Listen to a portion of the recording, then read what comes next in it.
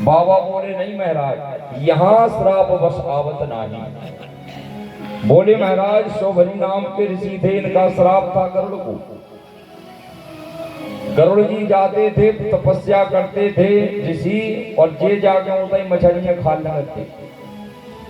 एक दिन समझाया गरुड़ को, 2 दिन समझाया, तीसरे दिन कहा गरुड़ अगर तू इस काली दह में आ जाएगा तो तेरे प्राण पखेर उड़ जाएंगे, जाओ मेरा श्राप है। इसलिए महाराज यहाँ श्राप बस आवत नहीं, श्राप के कारण तुम्हारा वाहन गरुड़ यहाँ आता नहीं है। और हम अपने परिवार को बचाने के लिए यहाँ रहते हैं। भगवान बोले कि चलो हम दस्तखत भी हो गए, सील भी लग गई, काम पक्को होगा। हमारे चरण चिन्ह की सील लग गई महाराज, इसलिए जाओ, अब हमारा वाहन गरुड़ तुम्हारे लिए कभी परेशान नहीं करेगा। आज बोले महाराज अपनी पत्नियों को लेकर के कालिया नाग वहां से निकला, यमुना में से निकल करके रमणक द्वीप को प्रस्थान हुआ। यहाँ भगवान निकल करके जब बाहर आए, लेकिन बाहर देखा सुखदेव जी महाराज कहते परीक्षित आबाल वृद्ध वनिता। सुखदेव जी महाराज कहते परीक्षित आबाल वृद्ध वनिता सर्वांगे पशु प्रत्या निर्जगमो गोकुलादीरा कृष्ण दर्शन लालसा।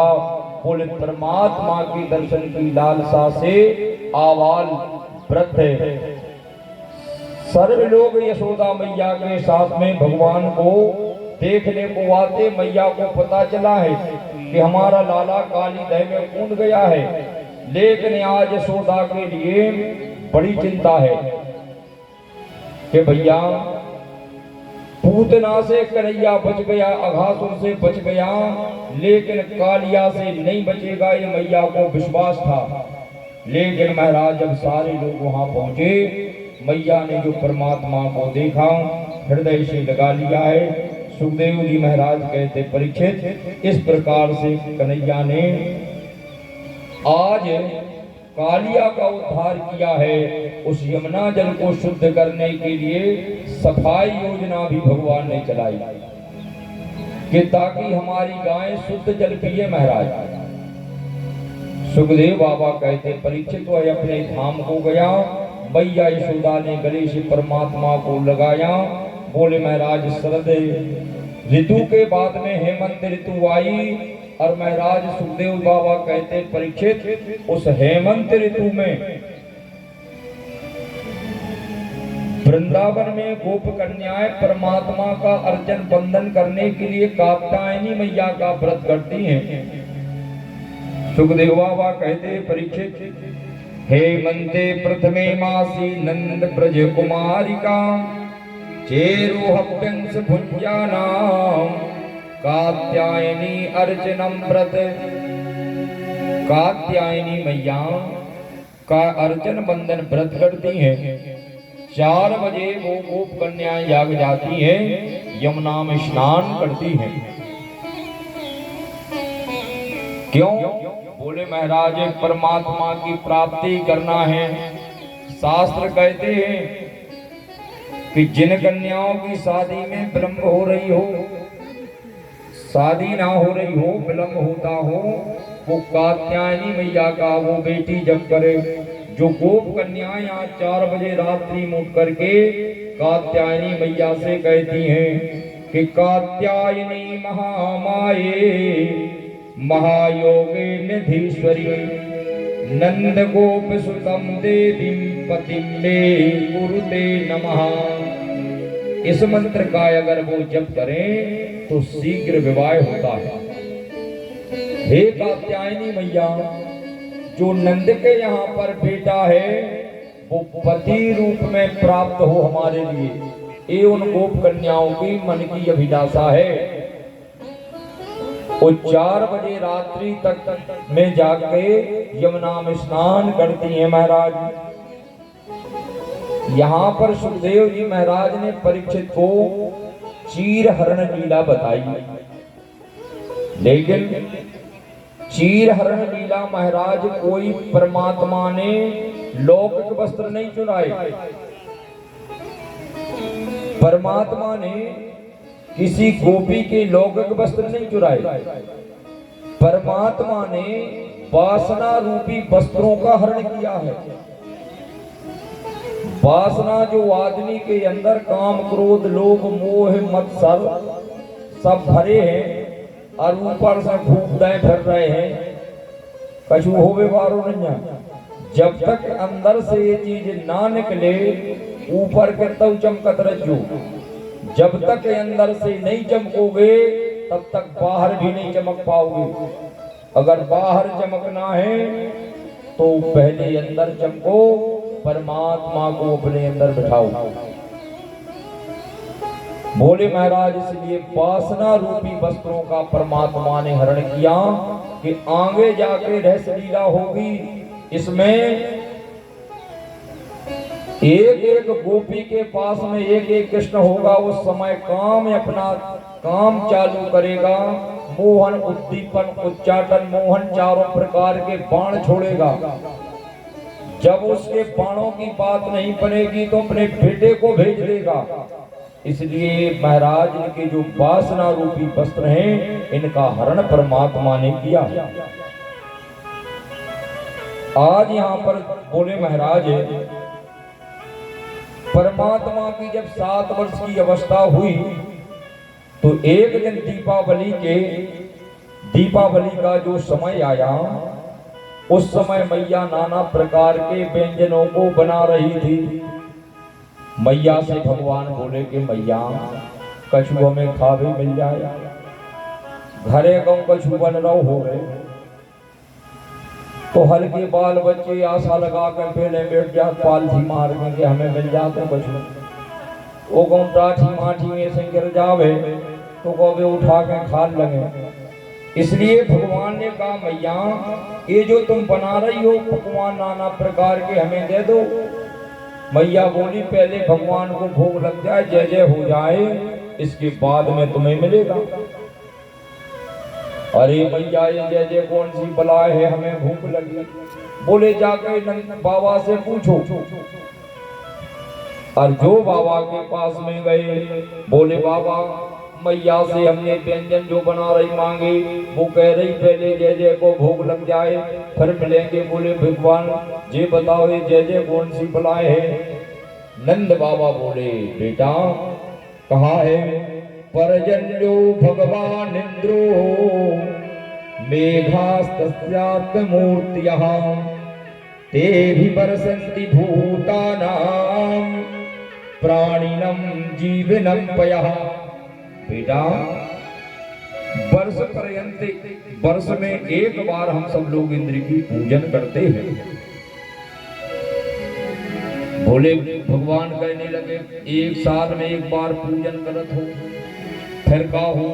बोले इंद्र 4 महीने बारिश करता है। फिर बाबा बोले फिर क्या बेटा बस यही रीति परंपरा चली आ रही है। बोले इंद्र ने आन के बार दर्शन दे। बोले एक ही बार नहीं दे, ये 56 प्रकार के भोजन बन रहे के बार खाए। बोले एक बार नहीं खाए तो कहीं जब नहीं खाए तो कहीं काय हो गई हो घी शक्कर खराब कर रहे। अन्ना हमारी बात मानो। बोले बताओ बेटा। भगवान कहते हैं बाबा कर्मणा जायते जंतु और कर्मणि विलीयते सुखम दुखम भयं क्षेमं कर्मणेवापि पद्धते। बाबा इस संसार में जो आया है कर्मणा जायते जंतु, जिसने जो कर्म किए हैं, जो कर्म जिसको मिला है वो कर्म उसको करने चाहिए और जो उसने किया है उसको भोगना भी निश्चित है। क्यों वस्तमेव भोक्तव्यम कृतानु कर्म शुभाशुभम। जो जिसने किया है महाराज उसका फल तो भोगने को तैयार ही रहो, वो तो तुम्हें जरूर मिलेगा। आपने अगर तुम ब्याह में कोनो कहते अगर 151 लिखवाए हैं तो फिर वो 200 लिखवा है, बड़ाई के मिले।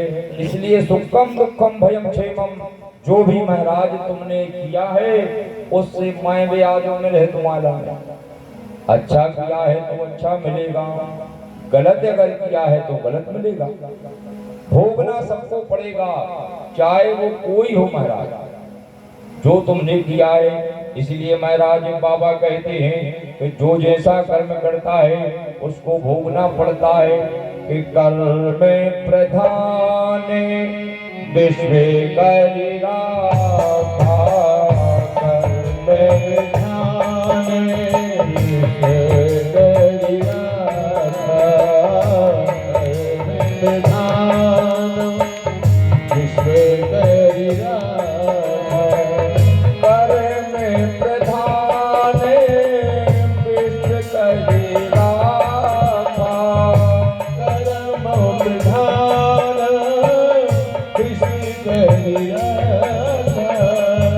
जो जस कराहि सो तस फल जाता, जो जस करहि सो तस फल जाता। श्री राम जय राम जय जय राम, श्री राम जय राम जय जय राम,